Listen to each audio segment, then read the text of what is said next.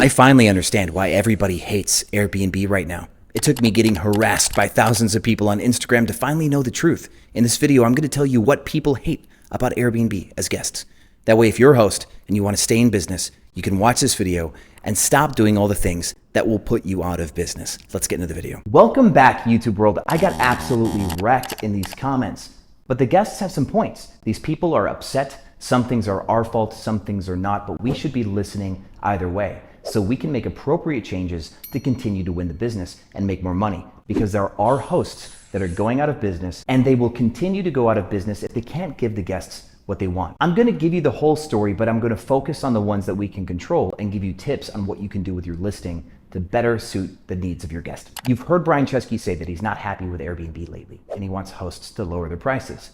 Fat chance. You've also heard him say in an interview that he's sad and he's lonely. He's out of alignment with his position and he's lost touch with his customers, I think is what that means. First, let's talk about Airbnb's failed attempt to build their brand and why we have guests that are so hard right now. The last one in this video is going to be super comprehensive, so I want you to get a notepad before we get to the end of this video. But the first one is Airbnb built a brand based on hipsters initially. They had this stay with the host motto back in 2015 and 16. Do you remember that? And what that did is that sold that you would have a connection with your host. That's what they pushed. So they got guests that wanted that type of relationship. They were pushing more air mattresses way back in the day. And then they started pushing rooms and they started pushing entire homes and people started to use the product. But what happened is Airbnb wanted to grow because they wanted to go public, and they realized that enterprise-minded business owners would be the best way to grow because it's much easier to get one guy to pick up 1,000 doors than it would be to get 500 guys to pick up 2.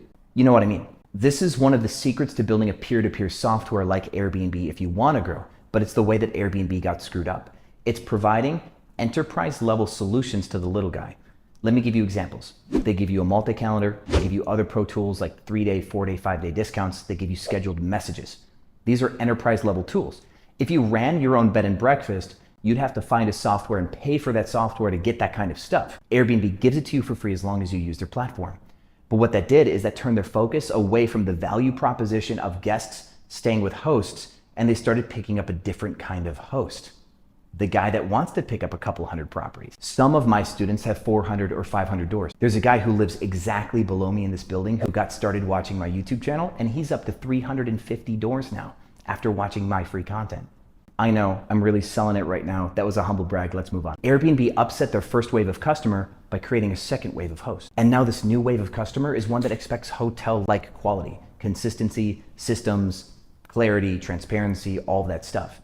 They've stayed in hotels and they've been willing to give Airbnb a shot. And what happened, a combination of just regular growth and COVID and the fact that Airbnb by its design is a little slower to adopt on the host side because it costs money to be a host. It doesn't really cost money to be a traveler. You know, you pay by the night, but you have to pick up a whole property as a host. Because of that imbalance and COVID and everything else, the money got really good for hosts.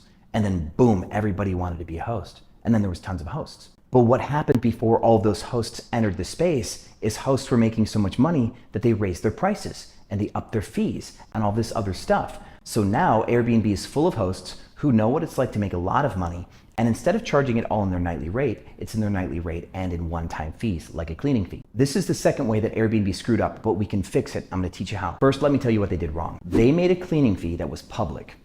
That's all they did wrong. It was a great software solution for hosts, but it turned into a bad guest experience snafu on the back end. See, Airbnb wants hosts to be able to control their one-time costs by charging a cleaning fee. That's where they're different than hotels. Hotels pay people by the hour. They'll have people come in every day and they'll clean rooms even when they're not checked out. So they've got this really consistent cost structure. And what happens is when a guest checks in, they'll eat at a restaurant, they'll order room service, they'll drink at the bar, they'll have spa packages, all this other stuff that they'll spend money on. Now those are incremental gains outside of the nightly rate. This could get high level, hold on guys. They have incremental costs of a guest arriving, like housekeeping, concierge, the guest check-in, stuff like that. Those incremental costs are small. Their cost to turn over a room is less than $20 on average. Those incremental gains that they make from room service and spa packages and valet parking and all this other stuff is way more than their one-time incremental cost. Now I want you to look at this like a revenue manager would. If you've seen my pricing videos, I think you're ready. You have a flat daily rate.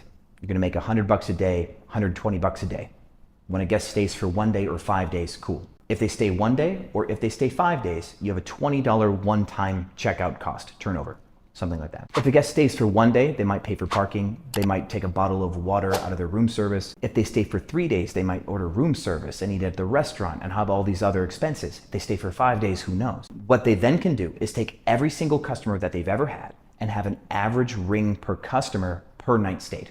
Okay? So the average net revenue per customer per night might be $7, might be $14, based on how many people drink the water, how many people order at the restaurant. Now, for the sake of this example, let's imagine that net revenue is $10 per guest per night stayed in extra net revenues.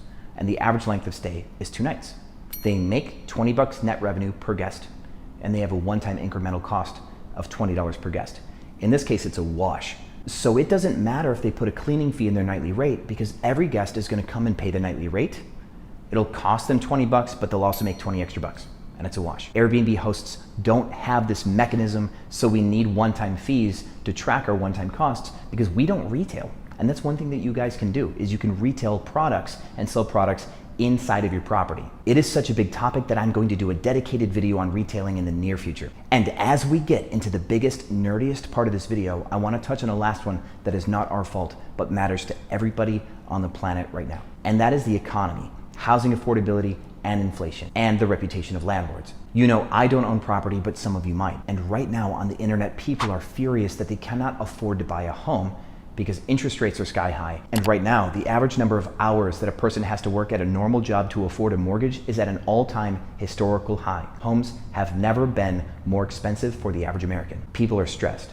People are angry and they want to blame somebody. And people are not educated on the truth of what's going on in the housing market. I think hosts should buy Airbnb properties. It is the lesser evil in the economy right now. There are companies like BlackRock, Vanguard, State Street, and they could own 60% of the residential properties in the country if they have their way. They already own 88% of the S&P 500 or something nuts like that. They want to own everything. They get their cash for cheaper, they're much more efficient, they can outfox any one of us just on cost structure alone. The only way that we can play ball is to buy a property, have it on Airbnb, make extra cash flow so it can survive any economic situation, because short-term rentals will make more money than long-term rentals if you self-manage them and run it on your own. That way you can afford to hold. I think everybody should do that. Now let me fix the last problem that guests really hate, which is this fees thing. There's a way that you can still have a cleaning fee, but the guest doesn't see it. It's all about checkout mechanics. There is a fee that exists in your listing right now if you have Pro Tools activated. To activate Pro Tools, just go to airbnb.com/multi-calendar, and it will force load the multi-calendar and have you activate Pro Tools features on the way in. Once that is on, you can use rule sets like I teach in Cracking Superhost, the 2-day, 3-day discounts that I teach in my pricing strategy webinars. You can do automated messages, all of this really great stuff. But in addition, you can add what's called a management fee. Take the money out of your cleaning fee and add it to your management fee. Here's how it changes. When you search for a listing on Airbnb, if the listing is $200 a night with a $100 cleaning fee, it'll look like $300 for one night. For 3 nights, it'll be 200 times 3 plus your $100 cleaning fee. That'll be $700. Now, if you had it as a management fee, it would look exactly like that to the guest. It would look like 300 or 700.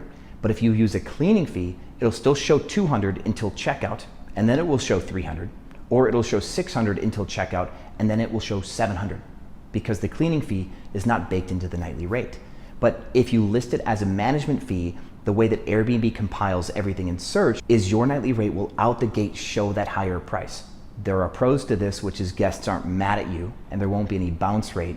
But the con is that if somebody uses a search filter to find listings based on a price, your listing could get pushed out of search if your cleaning fee is too high. So if you have a $100 nightly rate and a $100 cleaning fee, now as a management fee, and someone searches for a 2-night stay, you're $300. So as long as they want something that's $150, you're fine. But if they use the price filter and go, I'm looking for something at $120 per night for 2 nights, you won't even show up in search because your price is $150 per night.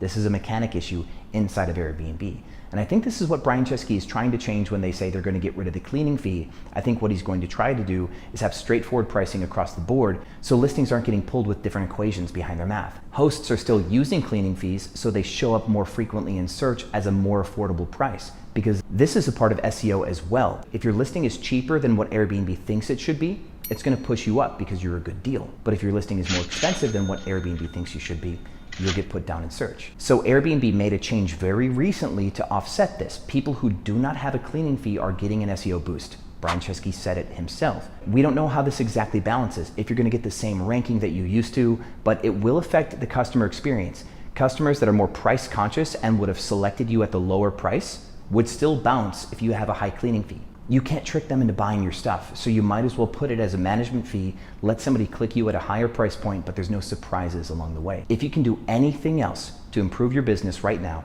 it is to start to hire your housekeepers by the hour, internally, at a lower cost, so your cleaning fee can go from $200 down to $80.